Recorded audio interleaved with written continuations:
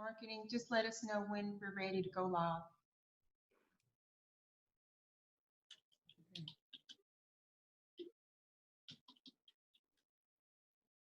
Okay, Ms. Bailey. Good afternoon. The chair calls the meeting to order. We'll have virtual meeting statement. Good afternoon. Due to the governor's recent order, all members of the Community Investment Review Committee are participating virtually. For virtual meetings, committee members will be muted until asked to be heard. At that time, they will be recognized and will be unmuted. When there is a vote, it may be necessary to take a roll call vote. A committee member will be recognized and will raise their hand and state their vote. Today's meeting is a public meeting. The meeting will also be live streamed on the city's YouTube channel, which can be accessed at www.cityofws.org/2682/video. A recording of today's meeting will be available by Tuesday, August 4th on the city's website.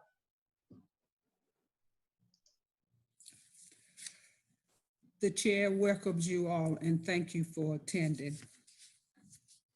Now we will have a roll call.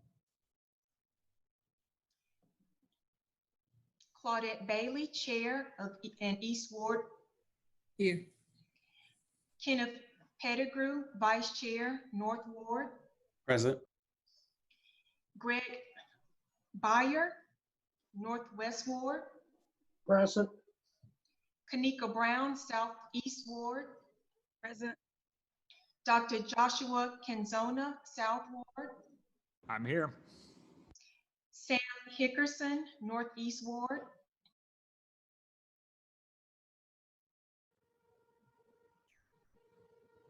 Present.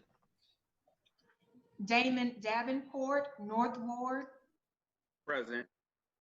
Frankie Gist, at large. Present. Dr. Militia Witt Glover, representing the South Ward. Present. London McKinney, East Ward. Debbie Hunter, West Ward. Present. Francis Pimentel Peralta, sorry if I messed the name up, Southwest Ward. Present. Walter Pitt Jr., West Ward. Here. Gracia Centillion, Northeast Ward.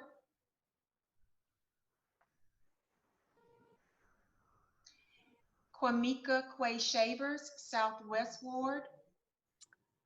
I'm present. It's just Q. Q, okay, Yes. thank you. Yeah. Charlene Simmons, Southeast Ward. I'm here. Christy Robinson, Northwest Ward. I'm here. And Kiana Terry, at-large representative. Present. That ends the roll call. Thank you. The minutes have been distributed to you. Are there any corrections?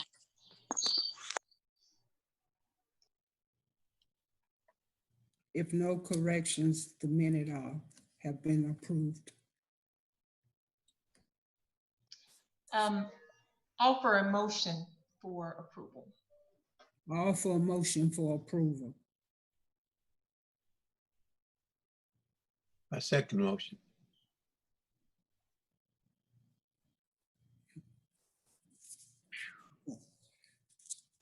Second motion. Minutes are approved.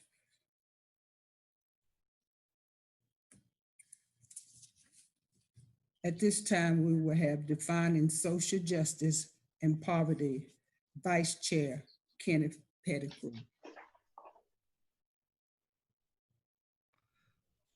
Thank you, Chair Bailey. If you will give me just one moment to share. All right. Can everyone see that okay? Yes. Yes. Great. Yes. So this overview that I'm giving is in no way comprehensive, but is designed to give us a place to begin our conversation about our values and our understanding of the work that we're going to be doing, and how we invest these funds that we have been charged to consider. So I'm going to offer definitions. These come from a combination of experience and academic sources. If you have more questions about the sources where some of this was drawn, I'll be happy to share those offline. But I definitely want to get through this because we do have things to discuss in our meeting today. So, as a beginning value statement, simply put, social justice is both process and a goal. It is both a process and a goal. When we often hear the word social justice, we have some hearkenings of movements past. I do recognize there's a typo on the slide. We hearken back to movements past and issues that we have addressed in our country, often through nonviolent protest or other things when we think of social justice. But philosophically, a little bit more, social justice is about the process of moving towards the goals that some of the activist work that we might see is designed to do. So social justice is a thing that we are seeking to obtain, but it is also the process by which we get to these things that we're thinking about. So just quickly, what is social justice? In its most basic sense, social justice is the full and equal participation of all people in a system that is built for their needs and in order to see them thrive. So it's the idea that we share the social responsibility to care for one another in such ways as to ensure that we all have access, equitable access to the things that we need in order to live self-determined lives. But additionally, there are things that we have to consider. So there are geographical, sociological, political, and cultural frameworks that help to set up the ways that individuals and communities and groups can be understood between one another, and additionally can understand each other. And that is the way by which we build an understanding of what we consider just and what we consider unjust. Simply put, that all of our social locations, all of our class locations, and as far as even our racial locations directly affect the way that we can and do understand what is just and what is unjust. Part of the work of social justice is being able to understand that we all come at this from different places, but additionally, because of our understanding of our social responsibility, or that we see ourselves as having social responsibility to do so, we work to bring all of these things to the table in such a way that we can equally participate in a system that is built to respond to all of our needs so that we can all successfully thrive.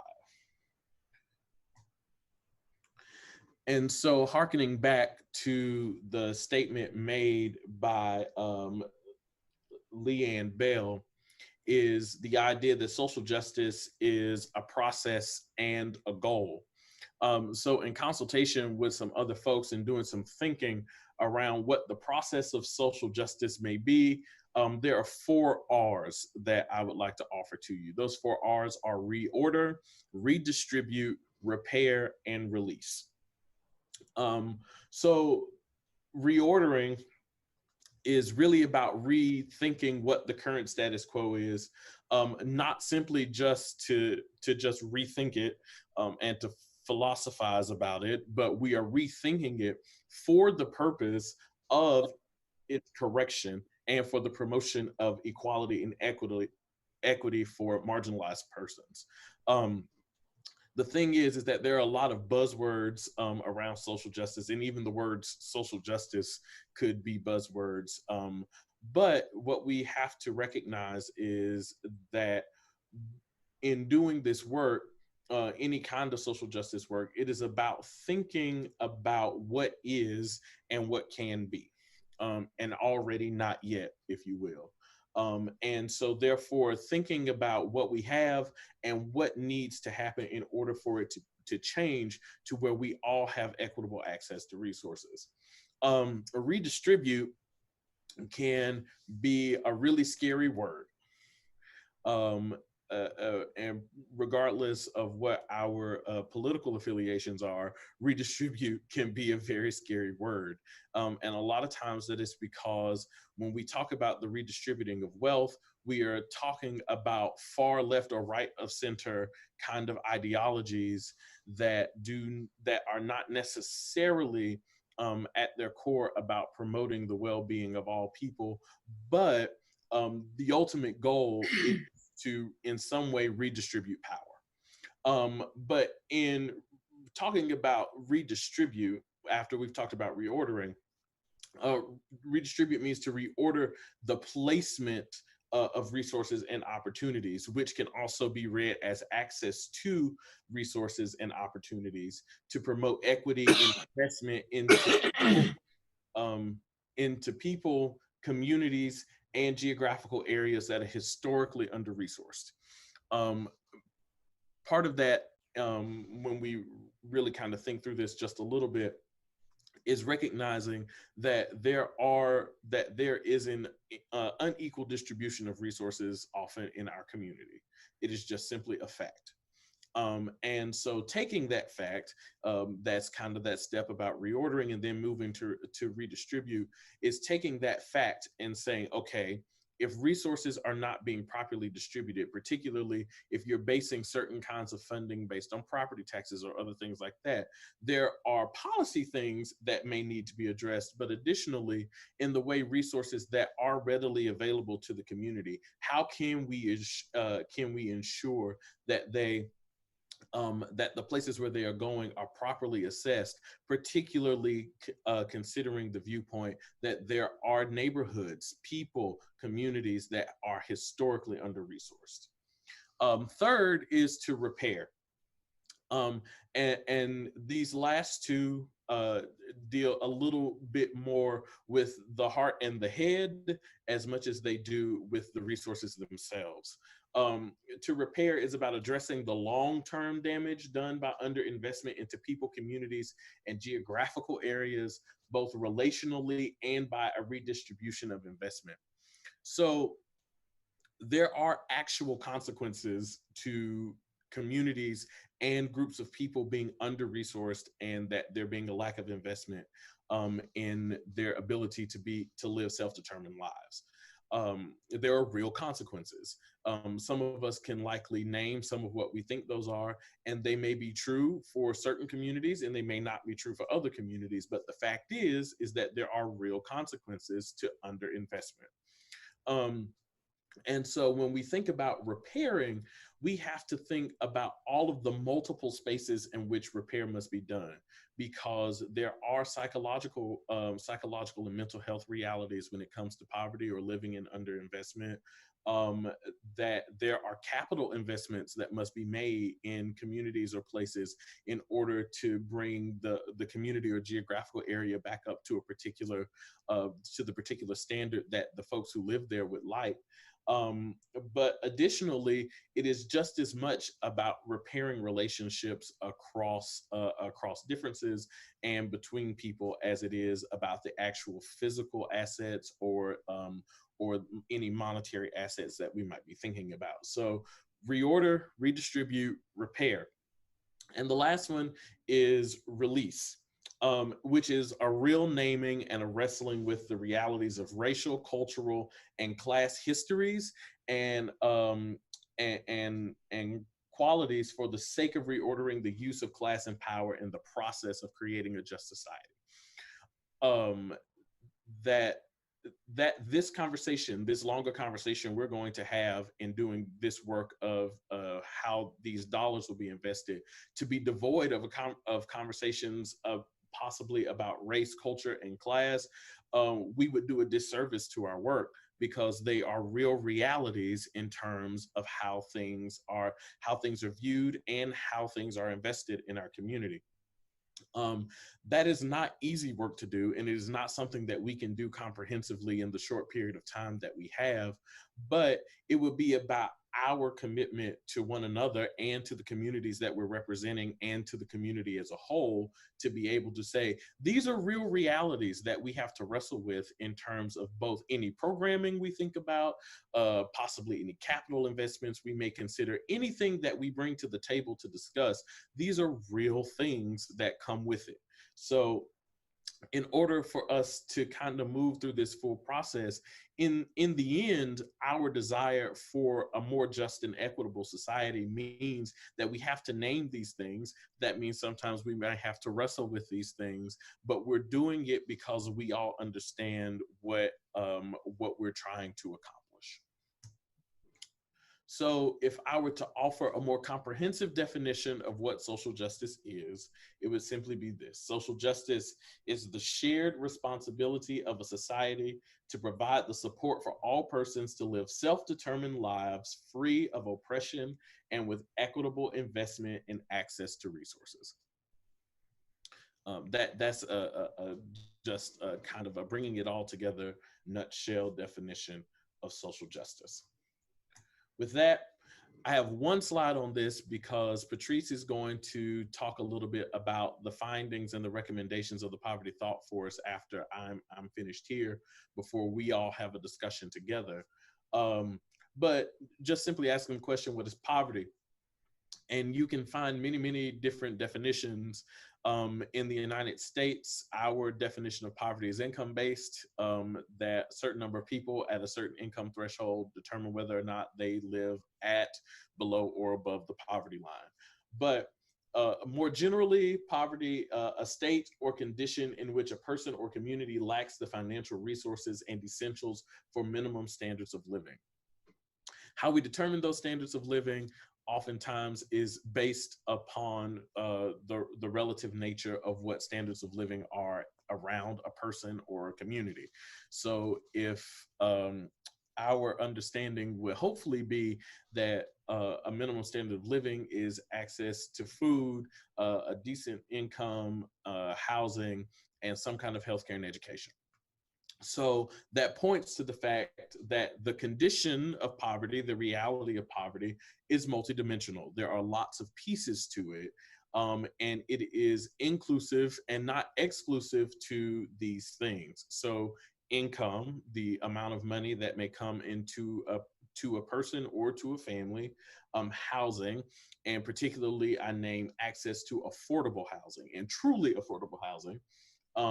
Food access, realizing that several neighborhoods, even within the city limits of Winston-Salem, are what we call food deserts, that there is a particular distance that one has to travel in order to access a grocery store, particularly one with fresh fruits, vegetables, and produce and things of that nature.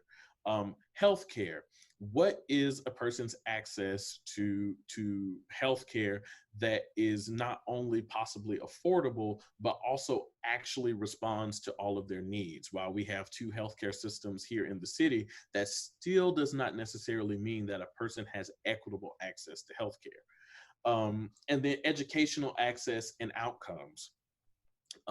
We can throw the word poverty on lots of things, but one of the things that we do is we will talk about how educational outcomes are directly affected by the realities of poverty. That more often than not, students who live in poverty or below the poverty line often do not perform up to a particular level. There's some data to support that, and then there's also data that says otherwise. But the bigger picture is that equitable access to a good education, and then having good long-term educational outcomes can be directly affected by poverty. And so these 5 things I named, but it is not exclusive to these 5 things are not exclusive to how we can see and understand all the different sides of poverty.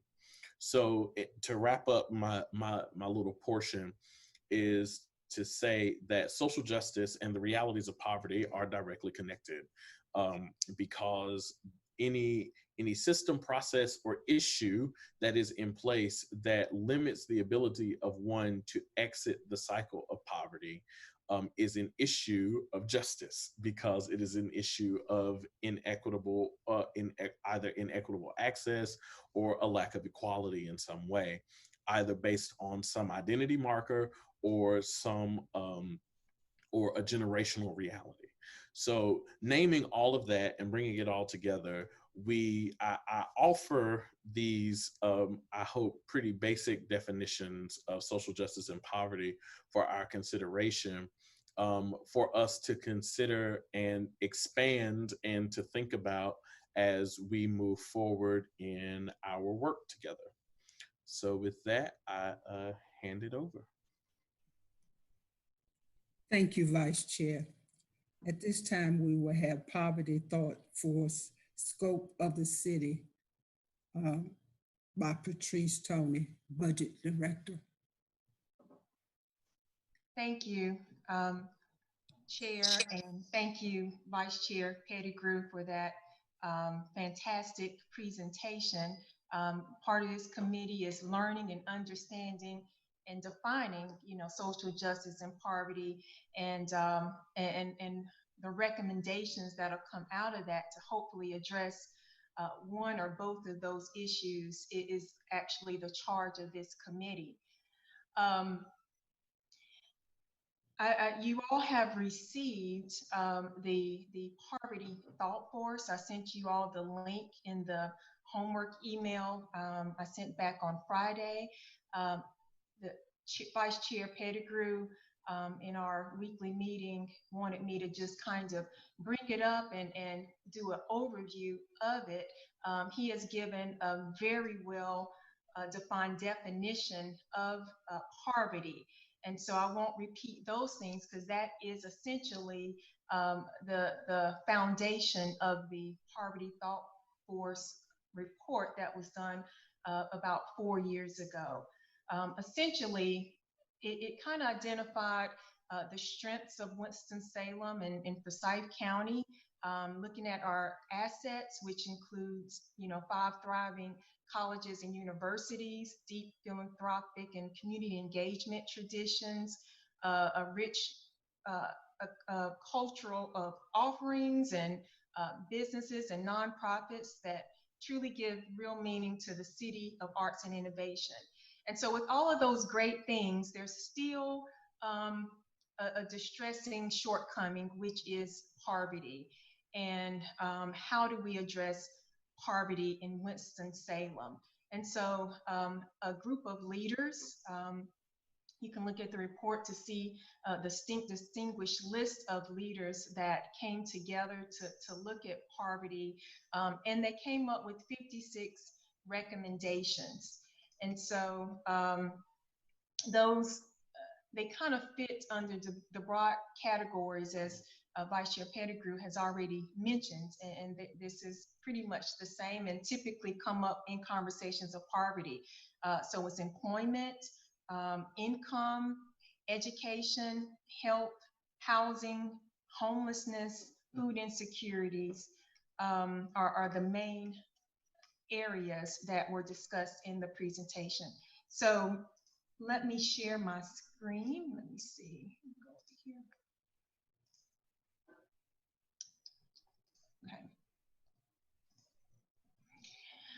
Okay. So the report is extremely comprehensive. There's a lot of great information from, the methodology. There are great charts. Once again, this is from 2015 data that shows where Winston-Salem fell as related to poverty, and the benchmark cities that was used in the report to compare ourselves to. In North Carolina, we were compared to Greensboro, but you can also see the state and the overall United States how we compare nationally. There's some great charts by area, those areas that I just mentioned, education, income. So I would recommend that you go through these. It looks at educational level at your convenience. On page 20 of the report begins the recommendations. And so as you all are thinking about recommendations related to this committee, your charge of this committee, it might be great to really look at some of the recommendations that have already been thought through and discussed by this committee. So there are 56, so I obviously will not go through all of these. I will point out that education, the category of education and healthcare are outside of city government scope of services. That does not mean you can't make recommendations related to it. It's just that the city government does not directly provide services related to education or healthcare. So when you see things like higher teacher pay for pre-K in particular, teachers are paid by the state. And so that would not be a city function. You can see information about, there's a recommendation about WIC, Women, Infants, and Children's Program. That program is administered by the Forsyth County Public Health Department.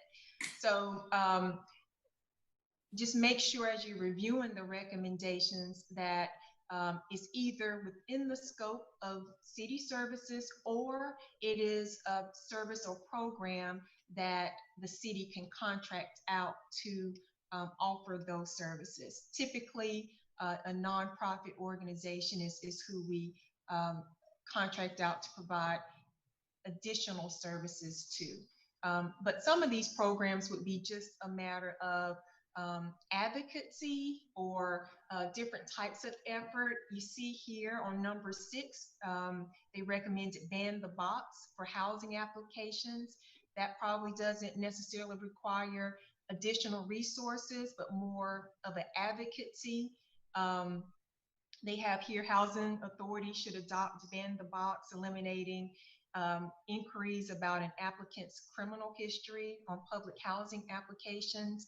That's a barrier to housing, to ask for criminal history up front. That's probably more of a federal requirement, but there are other, as it relates to employment or other application where that is on there. And that's a simple, just advocating for people to remove that particular box as just an entry for people for applying for jobs or applying for housing. So that's just one example. Then you've got hunger and food insecurity. I think on the original list that I sent you of city programs that we are funding, this is a major interest of the city. We have a couple of housing programs and food insecurity programs that exists. So that does fall a little bit under our purview. We do offer our rec centers in the summer that are allowed for food sites for kids that are in the summer feeding programs. So there's a lot of great recommendations that can be kind of pulled or resurrected from this existing report. But this is just another tool in your toolbox. You can use it or not, but I think it's a great way to begin thinking of your ideas using this report and using the previous report that I sent based on currently funded city programs that address poverty and or social justice issues. So there's one more thing I would like to show you. I got an email from London McKinney. She's a committee member. I think she has to leave the meeting early today, but she asked me about a list of cities, what programs that we provide the city. Let me see if I can minimize this. what programs applied for city funding that we did not fund. And what I'll tell you is that this year was just a difficult year. We have a community agency allocation committee. They work really hard and they review all applications that come in for community funding, for nonprofits can apply for city funds. They review all the applications, they score them, and then recommend if they should receive funding or not. This year was just an odd year because COVID-19 hit and that affected our revenues drastically. And so we were not able to add any new agencies nor add additional funding to existing agencies. So she just was curious to know who was on the list of nonprofits that applied but did not receive funding. So this is a list here. I will send this out to you after this meeting.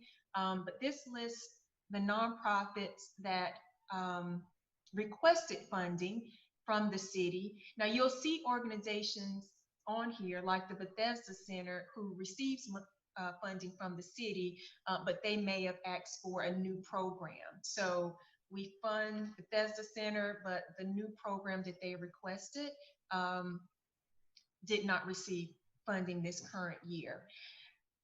They're on our website, and I have a link at the bottom of this list. You can click here and actually view the full application.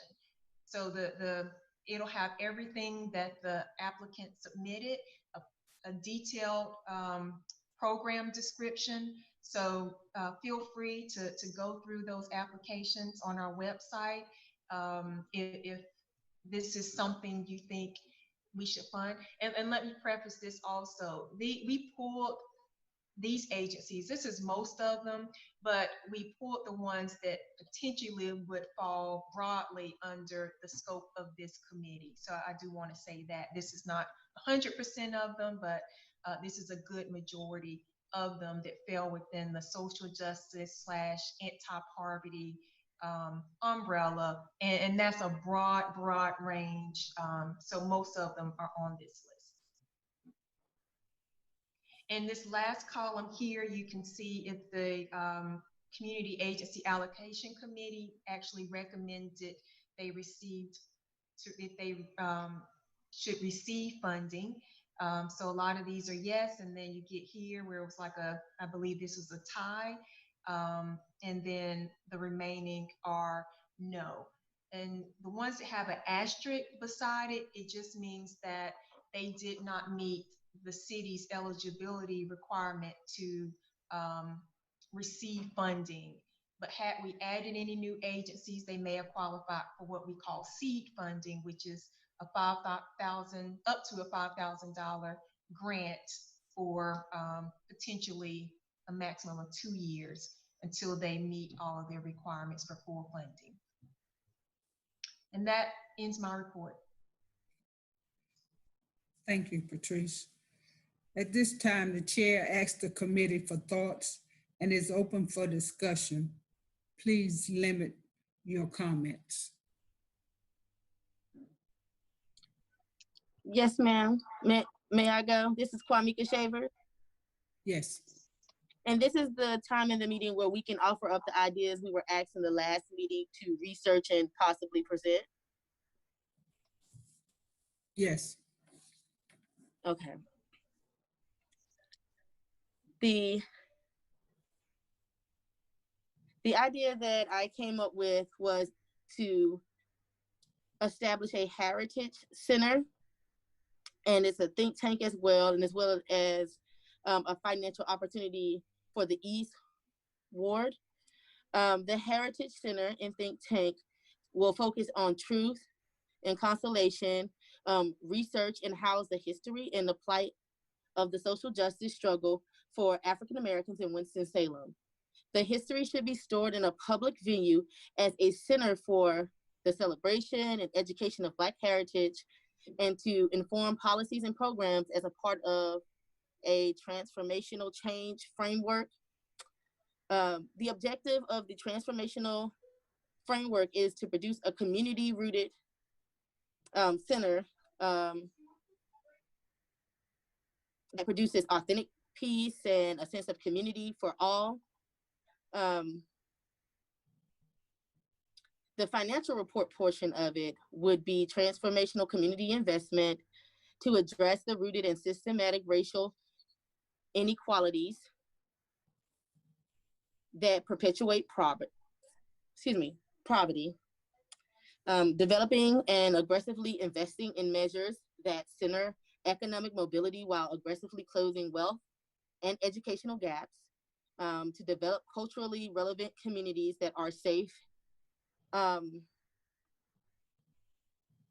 So we would also collaborate individuals that are strong activists and participants in this community, like Miss Cheryl Harry, who's always put on a wonderful Juneteenth program and always been very rich in our culture and providing programs, resources, and outlets for the community to be able to explore that. But now we would have a substantial building to do that versus it being a program like the National Black Theater that comes around every other year, and then Juneteenth program. So those programs are as dated, but this would provide something that would be a continuation of rich culture for the African-American community, and also provide economic development in the East Ward as well. I would like to see as much money as we can donated to the East and South Ward of Winston-Salem, and North too, as well, excuse me, East and North, and then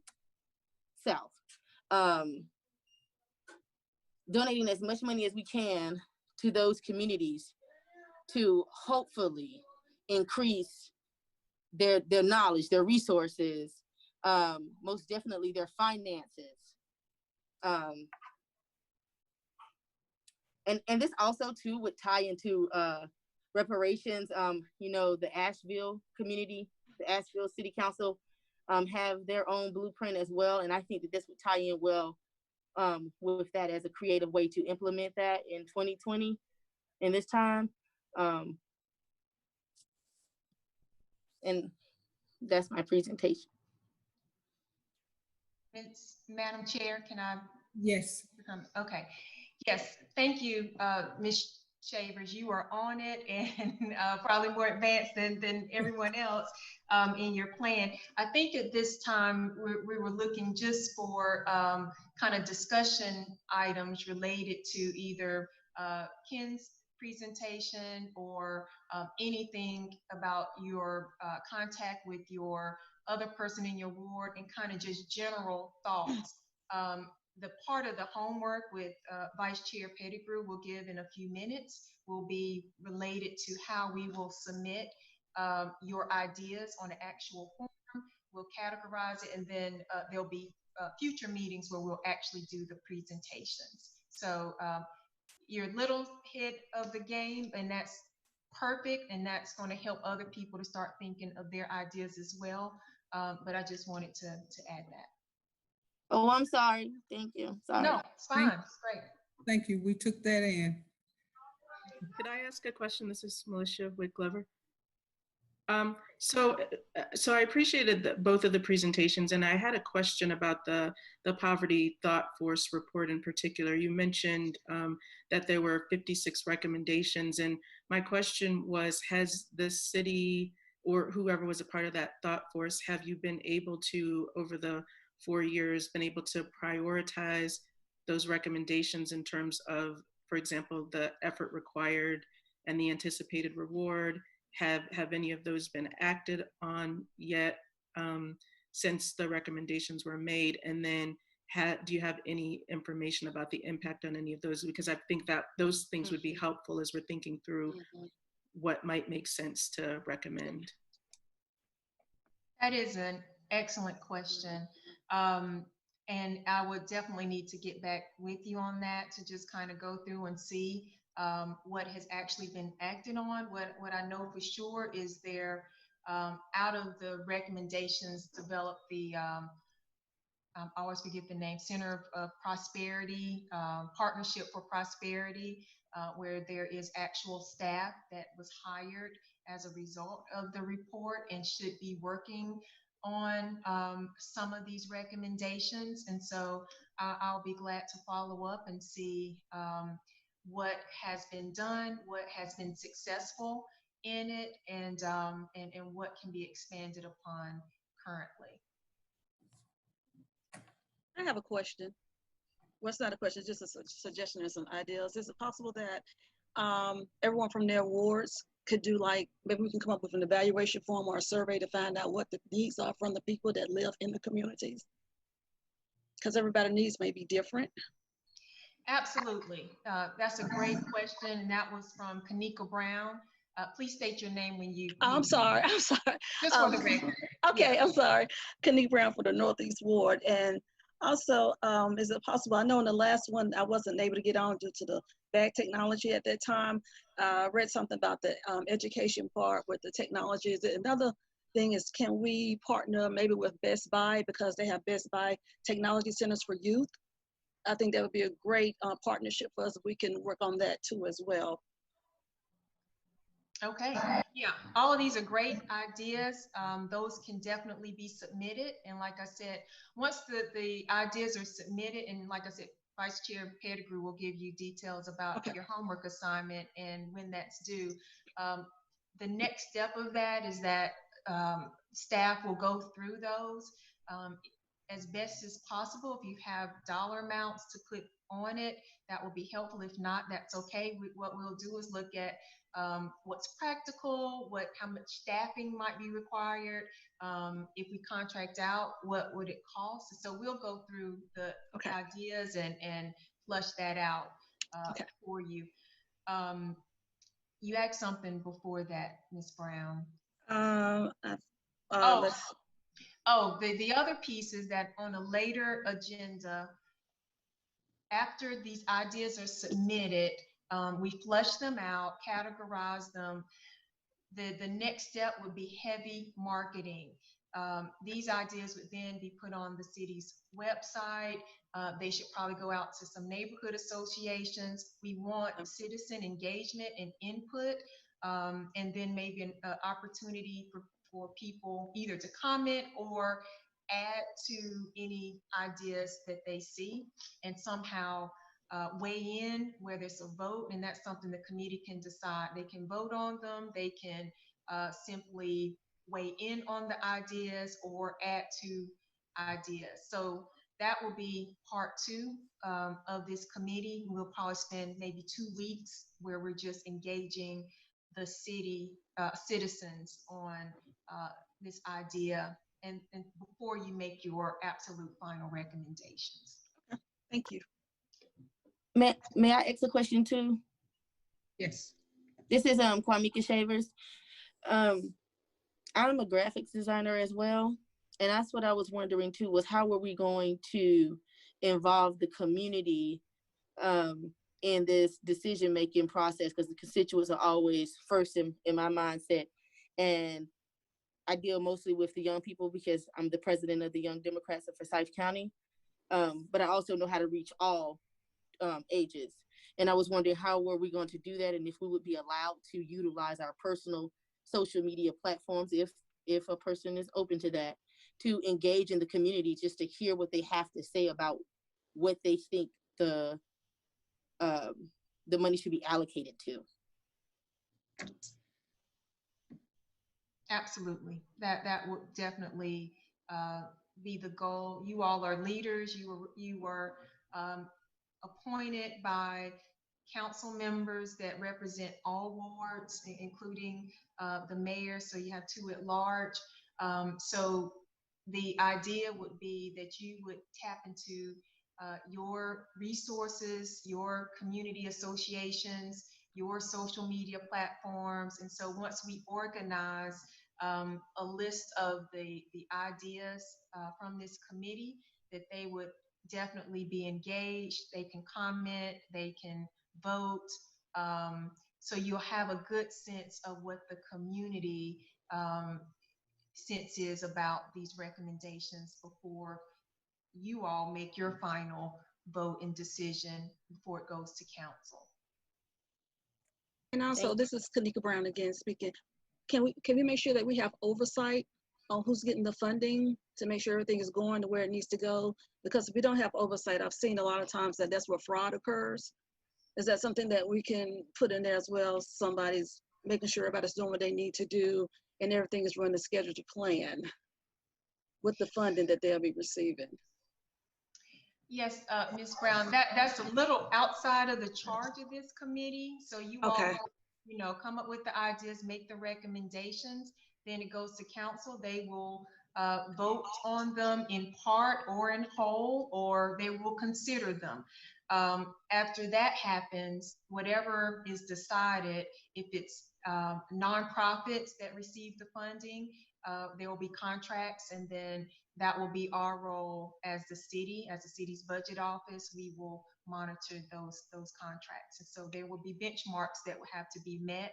And then this committee, even though your role will be over really at the end of September, 1st of October, I'll be glad to keep you updated on the progress of that. Thank you.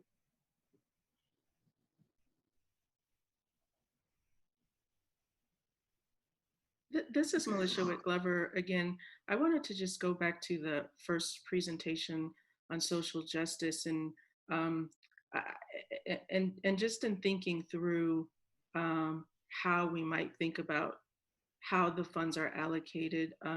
Josh Canzona and I had a chance to talk from the South Ward and really thought through being able to come up with a balance, I think, in this committee between addressing immediate social needs. So what do people need right now to be able to address their concerns, but also really doing deeper work to look at social determinants so what are the policies, systems, and environments that are in place right now that are driving why people have these social needs. And so we've come up with some initial recommendations, which it sounds like we need to hold for now, for later. But just as we've been thinking about our charge and our role with the South Ward, so in addition to addressing social needs, thinking about things like what are the policies in place that are driving, for example, why people don't have access to healthcare. And so we can continue to fund programs, but if we continue to fund programs without addressing root causes, what will happen is we will have spent $1 million and nothing will have changed for the long term. And we'll have to come back and try to find another $1 million. And so I just wonder, in terms of the charge of the committee, how much do you want us to focus on recommendations that are addressing current needs and thinking about programming versus how much do you want us to help think through what are longer term, what can we do as a city that would address longer term issues? And that might require some strategic planning. It might require things like evaluating what the current investments are and what the impact of those investments are, what's working, what's not working, how can we do a better job with the things that we're currently investing in, how can we avoid redundancies? And so from that perspective, what is our charge?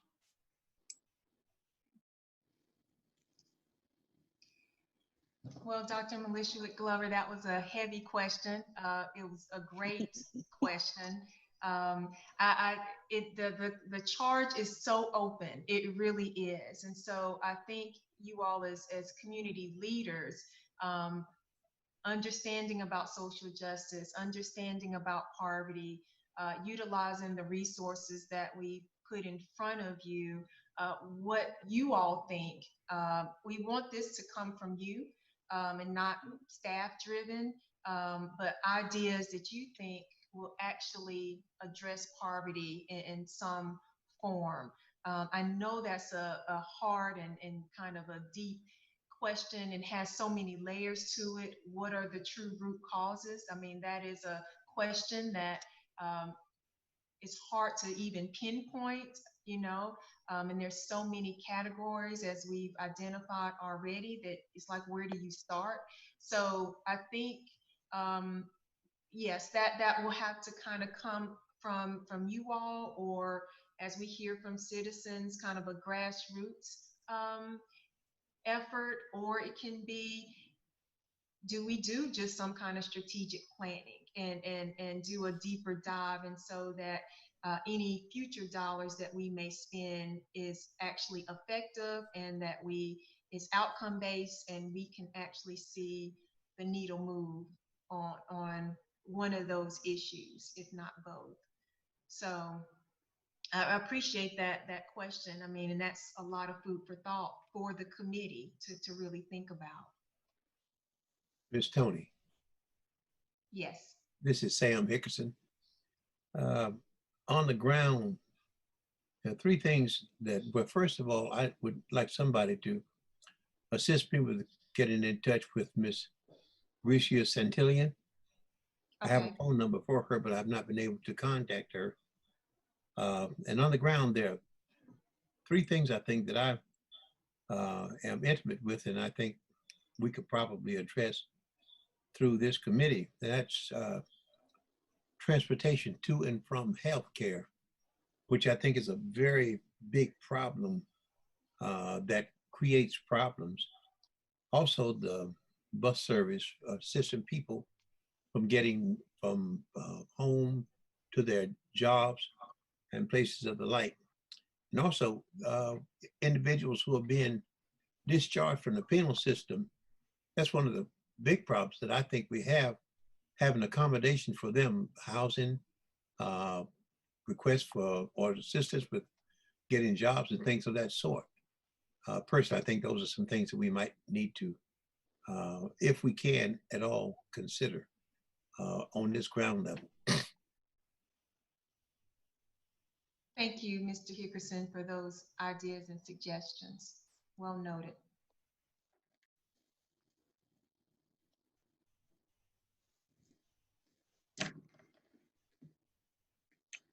Okay, are there any more suggestions?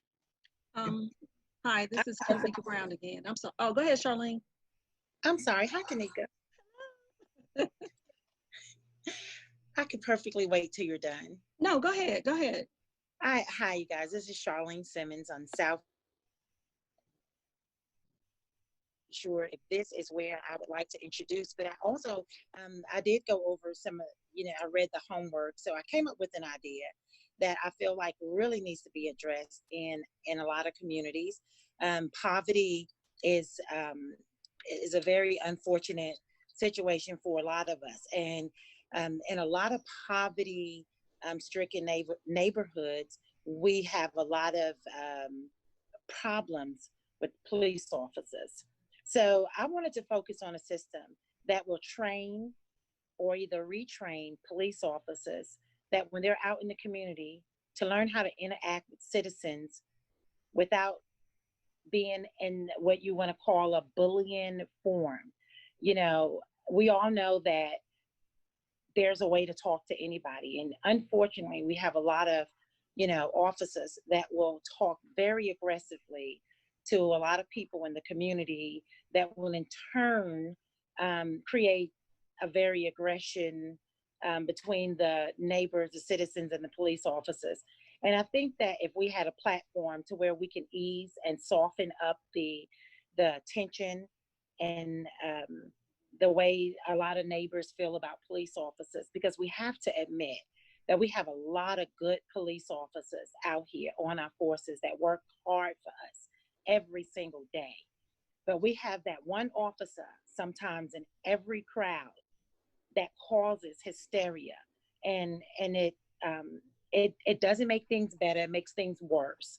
And in turn, we have a whole community that will, unfortunately afraid of cops, afraid to, we don't want our children to think that when we see a police officer, he may shoot us, he may kill us. So I think there should be some kind of system that we can put in place, funding to where we can train or retrain officers. Maybe not all officers, but some officers that have had some run-ins, I think that we should be able to put them in some kind of program to where they would learn how to interact with the community, so that whenever they are called out, it can ease a lot of things instead of making it more aggression. If you can, I don't know if that makes any sense. I'm just trying to figure out a way where we all have to live together. We all have to get along. When something happens, we have to call 911. When we call 911, we want to make sure that we get somebody in the community that understands, not somebody who's just going to look at you in a very demeaning way. And because we know that when 911 pulls up on a certain side of town, it's a whole different situation that when they pull up on another side of town. And we want all police officers to know that all people should be created equal. Thank you. Thank you, Charlene. Okay, this is Kanika Brown, and I just want to talk about urban farming as well. Get some infrastructure there, some ownership and equity, and some land access. That's something that's also a major issue going on in our ward where we are. So I just want to bring that up as well with the urban farming, because we need that. They need support and they need funding as well. A lot of families are hungry, especially at this time during the COVID virus. You know, some of them can't get to the recreation centers like they should. However, if we have the urban farming going on, they have access, you know, to get there. A lot of them can just walk there or basically just catch the bus if it's not an issue. But this is something that I wanted to bring up, and also see if I get them some sponsors or some endorsements for the urban farming. And that's it on that note. Madam Chair, can you hear me? This is Rainey Pitt. Can you hear me? Yes. Ms. Hunter and I met, and we were representatives of the West Ward, and both of us expressed concern about the need for enhancing virtual education. There being so much emphasis on virtual education, especially with the school board now having, I guess, classes K through 8 virtually. And I was concerned that I don't want some of our children to be penalized because of their lack of access to technology, their lack of knowledge of technology. And so that was an area of concern that we felt that was something that should be addressed and considered by the committee. And I did take the time to speak with one of the school board members. And I know Patrice has said what the scope of this is, but one comment that was made to me was that there were over 8,000 children who did not participate in the first virtual lesson. So when you think about poverty, you know, and the root cause and trying to address it, you know, oftentimes if we can focus on the children and hopefully enhance their educational experience, and that's where we came from. And this is Debbie Hunter. I'll just add to Mr. Pitt's comments, if you don't mind. You know, we also discussed the fact that we believe education is an important social determinant of health, and that the disruption to education, moving children from the in-classroom to virtual, it extends beyond just education. We believe that it carries risks to the marginalized children in the form of nutrition assistance and health services. So it really goes even beyond the base of education, and we think that's worth further consideration. Thank you. I want to I want to add some additional perspective, particularly around conversations about education and just some of the things that have been presented and that we've been thinking about. Part of the challenge that I foresee for any of our investments to go towards addressing any issues that might pop up, particularly during these first 9 weeks of school, it is actually associated with our timeline more than it is anything else. We present our recommendations to council in October. School starts August 17th. And so we will be through 8 of 9 weeks of virtual education by the time we're even able to make our set of recommendations. However, I will say that I think particular attention to the actual lived realities of healthcare access and food access are things that we can seriously think about. Because we're in a position where when we're talking about social determinants and we're talking about the realities of justice and we're also talking about the realities of poverty and where they collide, we have the opportunity to use these resources and a bit of a responsibility to do so, to not just choose band-aid solutions, particularly when there are systemic things at play that we really need to be thinking about. And so I definitely, I hear that recommendation in particular, and it registers. And I think I want to point us in addressing that to think a bit more systemically, and maybe around that kind of recommendation, because I hear it and I think and it's headed in a really I think appropriate direction. But for us to think systemically about that issue in particular, to say, okay, so what are the access issues? We only have $1 million, which when we think about it is actually not a whole lot of money. When we're talking about serving a population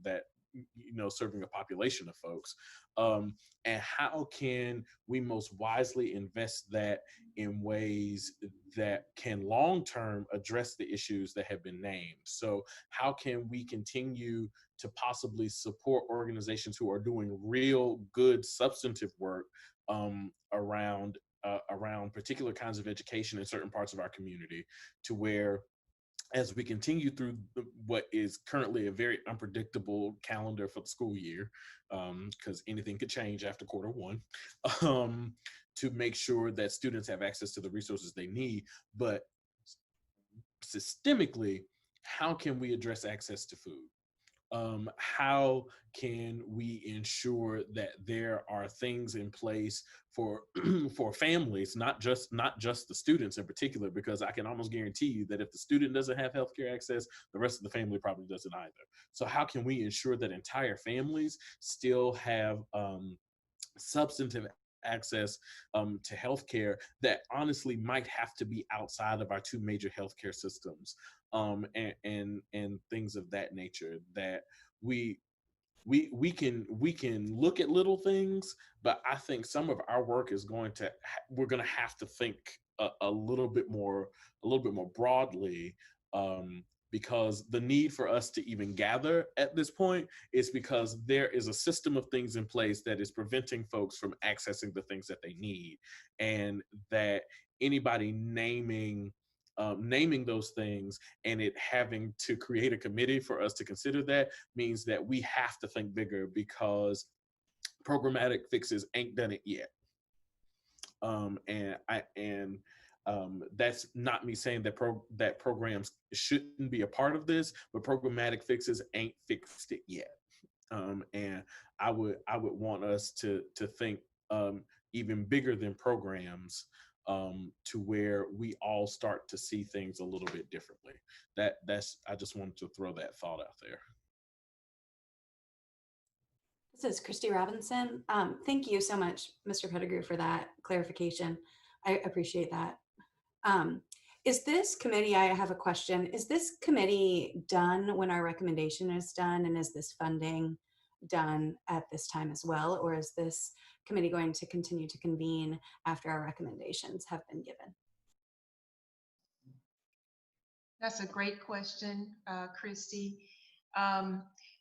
Currently, the charge and the timeline ends at the recommendations to the mayor and city council. That does not mean that there will be recommendations for there to be a continuation of some sort for this committee, if the committee is interested. So I heard that there might be some ideas around this committee doing additional work later, but that would totally come from the recommendations of the mayor and city council. So as of right now, the end of September, 1st of October, your initial charge will be complete, but as we get more information, I will keep you abreast, and if that's something you all want to do, we can revisit that.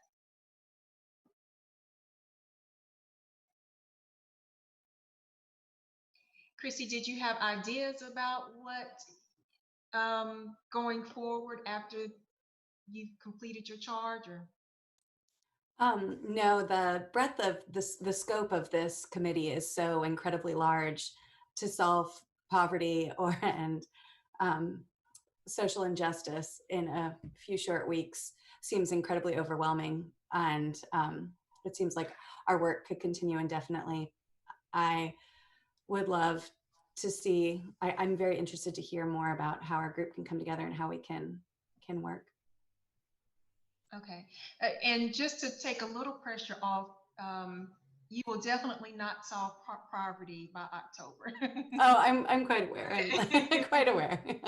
Yeah, so it's just, you know, $1 million, and just, you know, probably at some point we should just narrow the focus and then focus on either one category or two categories and one or two projects that will make a difference. But it's $1 million, and so don't put too much pressure. I think council wanted there to be something done this fiscal year, if the resources allowed for it. So they just want to hear the recommendations, and then we'll kind of figure it out from there. I'd like to make one recommendation if I could. I'm Joshua Canzona for the South Ward.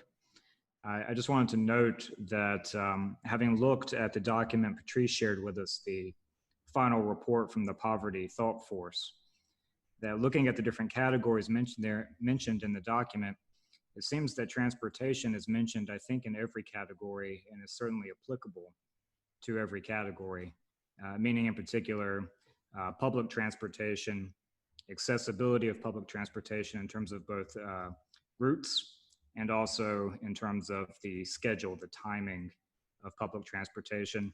And then finally, I think also the affordability. So again, if you're looking at something at a foundational level that stretches throughout in many different kinds of ways of approaching the overall issue of poverty, it seems that transportation might be one way to go. I would mention also that my understanding is that this committee was formed in part in response to what seems to be an ongoing second civil rights movement. And therefore, I think part of the response, part of the values guiding our conversation should be those same values I see in some of the demonstrations that have been going on. Anti-racist values, values that are moving toward equity along moving toward racial justice. And so I think it makes sense to me to see both of these things reflected in our conversation.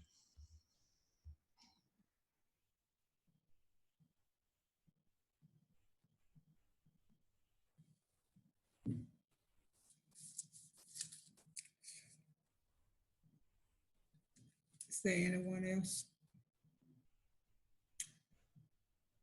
If not at this time, I would suggest that we all just get together with our partners and with other people and just bring in suggestions and things that we really, really do need pertaining to poverty and hardships. At this time, Vice Chair Pettigrew will give us our assignment.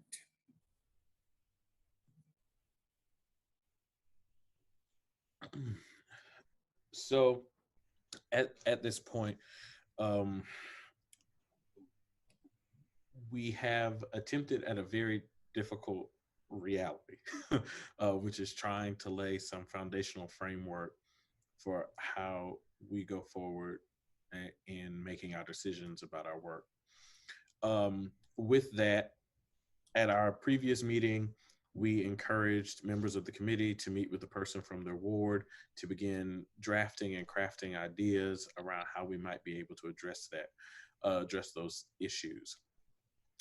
With the information presented today, we are asking you to continue those conversations and to then be able to submit your ideas electronically so that city staff can compile them so that we can begin considering certain things. city staff will forward out a link to a Google form where you will be able to submit your ideas. You can submit them as individual ideas on this form, and we will be able to bring that information back to the full committee.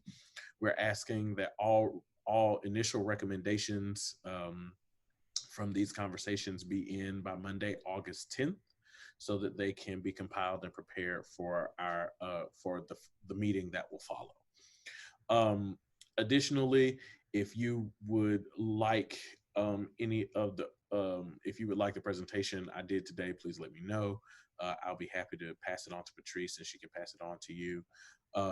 But yes, just keeping that in mind, the things that are already in place, and if there are questions about that, I know that city staff will be happy to answer them. So you will receive the link in due time. Please begin submitting your ideas and have all ideas in by Monday, August the 10th. I believe that is all that is assigned to my hands at this moment. Thank you. Our next meeting is Thursday, August the 13th. And if there's no other business, this meeting is hereby adjourned. I look forward to seeing and meeting with you again on August the 13th. Have a great day and stay safe. Thank you. Thank you. Thank you. Thank you. Thank you. Thank you. Thank you very much.